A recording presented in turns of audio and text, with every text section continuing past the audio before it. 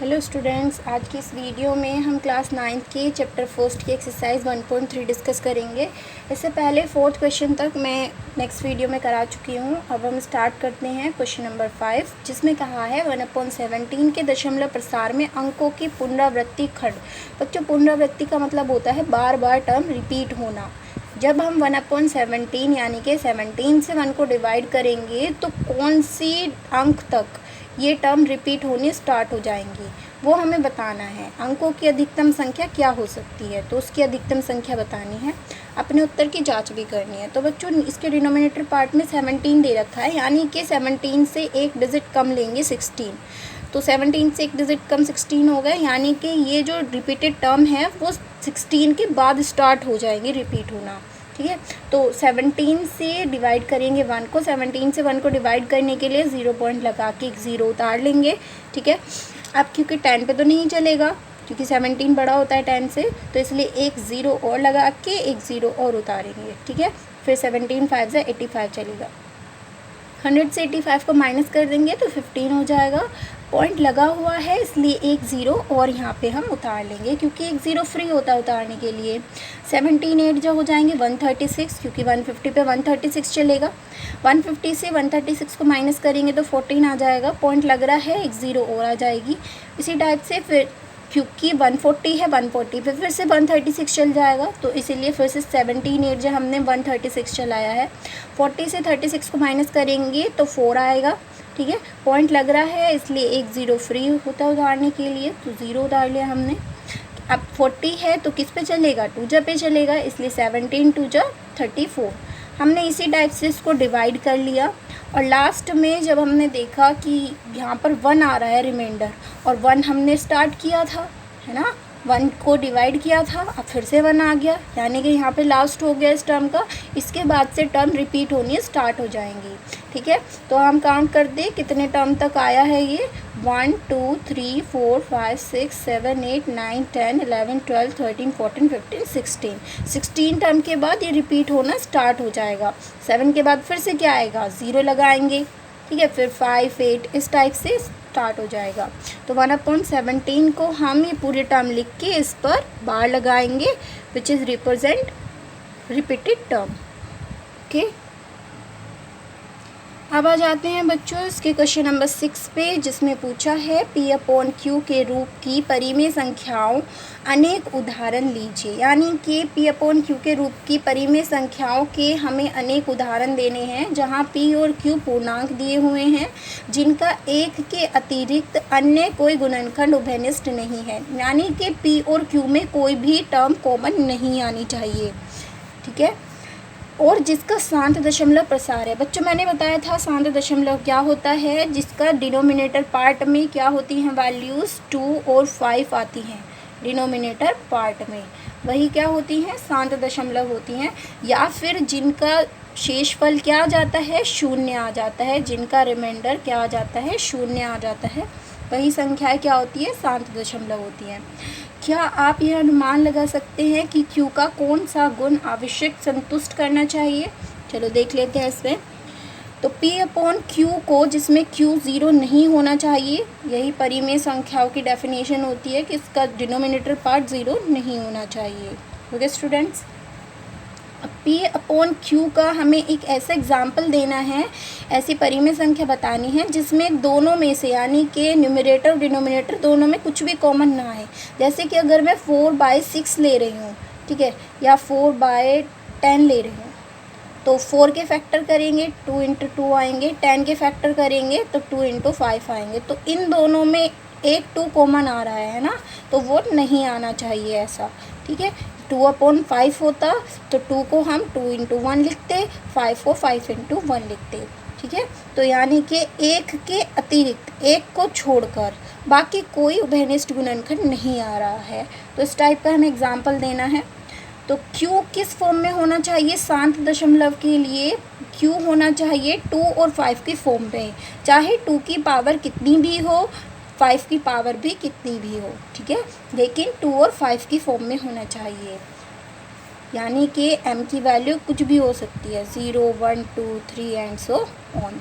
Okay student, तो P upon Q की हमें गुणनखंड बताने हैं। तो एक तो हमने 2/5 ले लिया, इन दोनों में कोई भी उभयनिष्ठ गुणनखंड नहीं आ रहा है। 1/10 ले लिया क्योंकि 1/10 को हम 2 × 5 लिख सकते हैं। शांत दशमलव की फॉर्म में भी है, 2 और 5 फैक्टर हो रहे हैं और कुछ कॉमन भी नहीं आ रहा है। ऐसी 1/8 है, 8 के फैक्टर 2 × 2 × 2 होंगे, है ना, यानी कि इसको 2 की पावर 3 हम लिख सकते हैं। तो इसमें भी ऊपर न्यूमरेटर और डिनोमिनेटर दोनों में से कुछ भी कॉमन नहीं आ रहा है, और जो नीचे की वैल्यू है यानी कि जो हर है वो 2 की फॉर्म में है ना, बताया था मैंने 2 की पावर m या 5 की पावर m की फॉर्म में होना चाहिए, दोनों की भी में भी हो सकता है। तो 2 की पावर 3 आ रही है, तो इसलिए ये भी शांत दशमलव है, तो इस फॉर्म में हम इसको रिप्रेजेंट कर सकते हैं। नेक्स्ट पे आ जाते हैं क्वेश्चन नंबर 7 में, जिसमें कहा है हमसे ऐसी 3 संख्याएं लिखिए जिनके दशमलव प्रसार अनवसानी अनावर्ती हो। तो बच्चों अनवसानी अनावर्ती मैंने बताया था आपको नॉन टर्मिनेटिंग और नॉन रिपीटिंग, ठीक है। शांत दशमलव तो है नहीं ये, और ना ही ये रिपीट होना चाहिए, ठीक है। तो ऐसी कुछ नंबर्स हमें लिखनी है, 3 संख्याएं हमें लिखनी है। तो पहली संख्या कुछ भी लिख सकते हैं, तो 2.50। अब 50 अगर हम 50 लिख देते तो वो रिपीट हो जाता। अब ये 50 है, यहाँ पे 5000 ले लिया, यहाँ पर 00 ले लिया, यहाँ पर 5000 ले लिया, यहाँ पर 5 4 टाइम 0 ले लिया, ठीक है। तो ये मैच नहीं कर रहे हैं, ये रिपीट नहीं हो रही है, हर बार अलग अलग यानी कि 1-1 0 बढ़ रही है। तो इसीलिए ये कैसा प्रसार होगा, अनवसानी अनावर्ती टाइप का होगा। नेक्स्ट देख लेते हैं। बच्चों कुछ भी लिख सकते हैं, कोई ज़रूरी नहीं है यही लिखना है, बस टर्म रिपीट नहीं होनी चाहिए।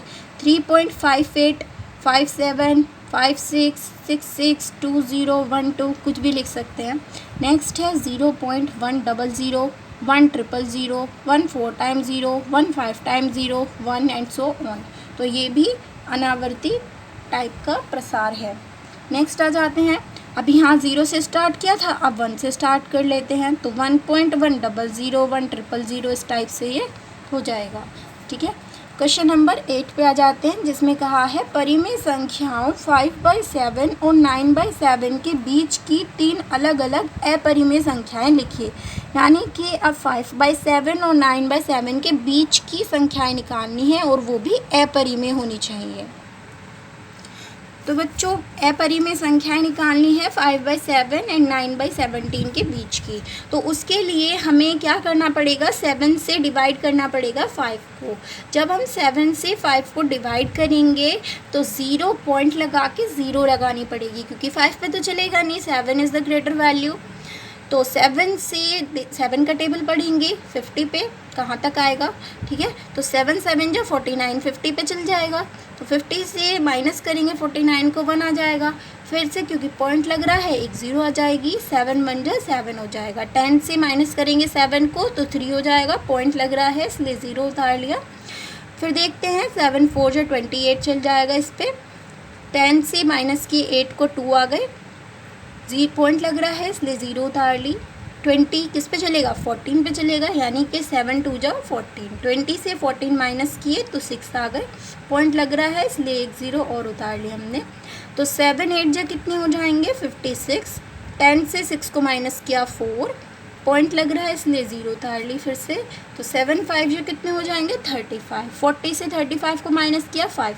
तो बच्चों हमने 5 को ही डिवाइड किया था, है ना, 5 से स्टार्ट किया था और 5 पे लास्ट हो रहा है, यानी कि इसके बाद से टर्म रिपीट होनी स्टार्ट हो जाएंगी, ठीक है। तो हम इसको यहीं पे लीव करेंगे और इसके ऊपर बार लगा देंगे। तो 5/7 का क्या हो जाएगा 0.714285 बार, यानी कि यहाँ से टर्म रिपीट होने स्टार्ट हो जाएंगे 5 के आफ्टर। ऐसे 9/17 है तो 11 है, तो हम क्या करेंगे 11 से डिवाइड करेंगे 9 को, ठीक है। तो 11 से 9 को डिवाइड करने के लिए हमें 0 पॉइंट लगाना होगा, है ना, तो ये 0 हो जाएगा। 11 8 जा 88, 90 पे चल जाएगा। 90 से माइनस करेंगे 88 को 2, पॉइंट लग रहा है एक 0 और लगाएंगे, 11 1 जा 11 हो जाएगी। 20 से 11 को माइनस करेंगे तो कितना हो जाएगा 9 हो जाएगा, पॉइंट लग रहा है एक 0 और उतार ली। 11 8 जा 88, फिर से 2 आ जाएगा, पॉइंट लग रहा है 0।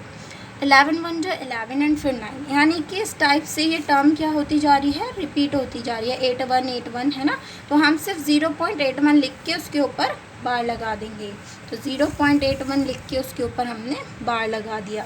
अब इनके बीच की टर्म लिखनी है बच्चों, और इनके बीच में इन्फिनेटिव टर्म होती हैं, ठीक है। इतनी सारी टर्म्स होती हैं, तो इसी के लिए हम क्या करेंगे, इसमें से कुछ टर्म लिख देंगे, क्योंकि हमें सिर्फ 3 ही लिखनी है, 3 ही एग्जाम्पल देने हैं।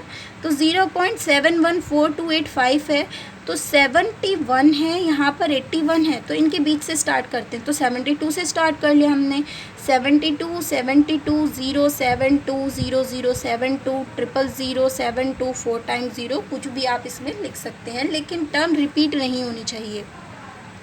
अब 72 ले लिया था, उसके बाद 73 ले लेते हैं। तो 73 730 7300 73 000 73 4 टाइम्स 0, ऐसे लिख सकते हैं। नेक्स्ट में 73 लिया था, आपकी बार 75 ले लेते हैं। तो 75 75 75 0 75 00 75 फिर 000 75 फिर 75 4 टाइम्स 0, ठीक है। इस टाइप से आप इसको लिख सकते हैं। आज की वीडियो में बच्चों इतना ही। Thank you.